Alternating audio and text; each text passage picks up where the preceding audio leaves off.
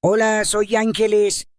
Estoy aquí en el canal El Comentario Realizado y dirigido por Agustín Sancho Cubero para contar mi historia, porque ya no me queda nada más que la palabra y el desahogo de que la gente sepa lo que ocurre de puertas para adentro en tantas casas de esta España nuestra, que parece que nos hemos vuelto locos con el dinero y las envidias. Yo nací en un tiempo donde el hambre todavía rondaba por las esquinas y donde la obediencia era el pan nuestro de cada día. Fui la mayor de 4 hermanos y eso en mi época significaba que yo no tenía infancia ni tenía derecho a sueños propios. Mi madre me puso un delantal antes de que aprendiera a leer bien y desde entonces no me lo he quitado ni para dormir. Recuerdo el frío de las mañanas cuando nos levantábamos para ir a la faena, mientras mis hermanos varones tenían el privilegio de ir a la escuela un rato más porque ellos tenían que ser hombres de provecho. Yo era la que lavaba las sábanas en el río con las manos heladas y la que cuidaba que los pequeños no se cayeran al fuego, mientras mi padre se dejaba los riñones en el campo. La vida ha sido un camino de piedras. Agustín y yo las he ido saltando como he podido, pero lo que no te esperas nunca es que la zancadilla te la ponga tu propia sangre. Mis padres eran gente de orden, pero también de mucha rectitud, y cuando se hicieron mayores, todo el peso recayó sobre mis hombros.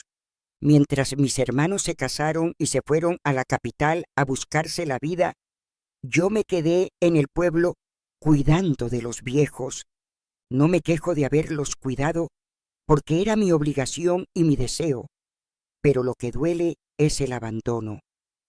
Pasé 15 años limpiando orinales, aguantando las demencias de mi padre, que en paz descanse, y los silencios de mi madre, que se fue apagando como una vela sin que ninguno de mis hermanos se dignara a venir un fin de semana a darme un respiro.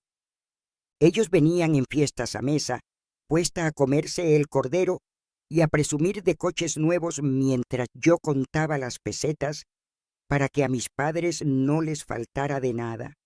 Cuando mi padre murió hace ya 10 años, empezó el verdadero calvario. No se había enfriado el cuerpo cuando mi hermano Manuel ya estaba preguntando por las escrituras de las tierras de la parte de arriba. Yo no podía dar crédito a lo que oía con el luto todavía puesto y las lágrimas en los ojos. Me decían que como yo no tenía hijos y no me había casado, no necesitaba tanto, que la casa era muy grande para mí sola y que ellos tenían que mirar por el futuro de mis sobrinos. Pero qué futuro, ni qué 8 cuartos, si se han pasado la vida gastando lo que no tenían, mientras yo guardaba cada céntimo para que la casa no se cayera a pedazos.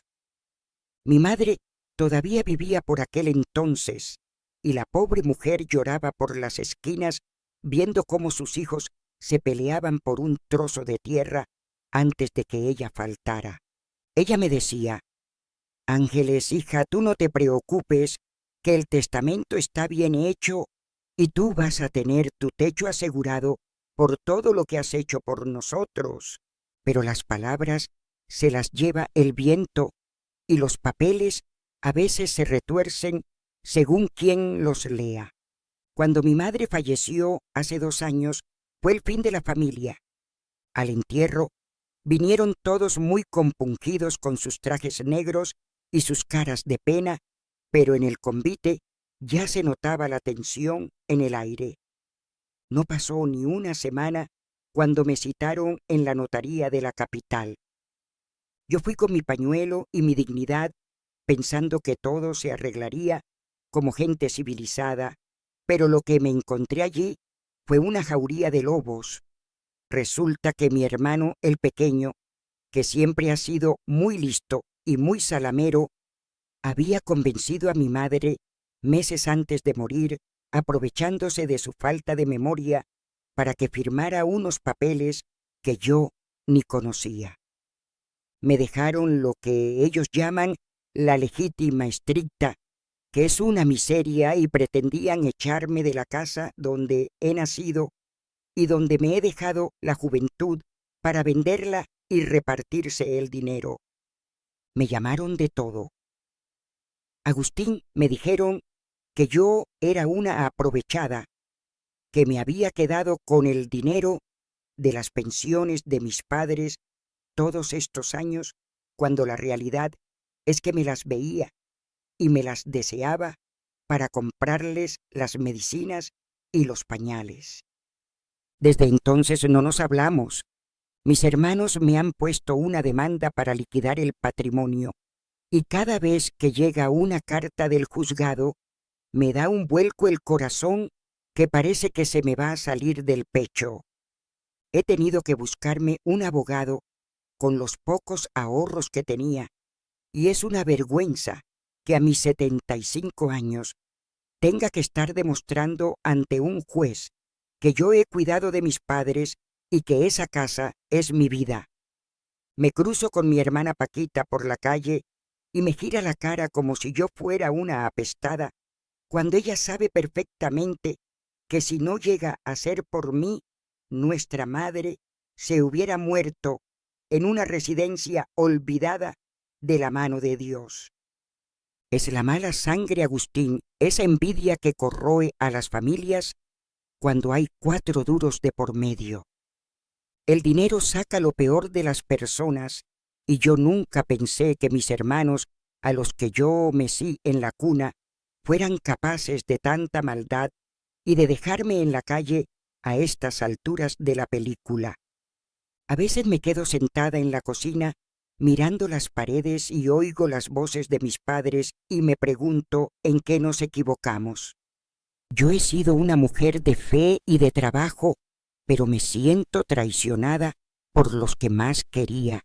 Mis sobrinos, que eran mi alegría, ya ni me llaman porque sus padres les habrán contado vete a saber qué mentiras de su tía, la del pueblo.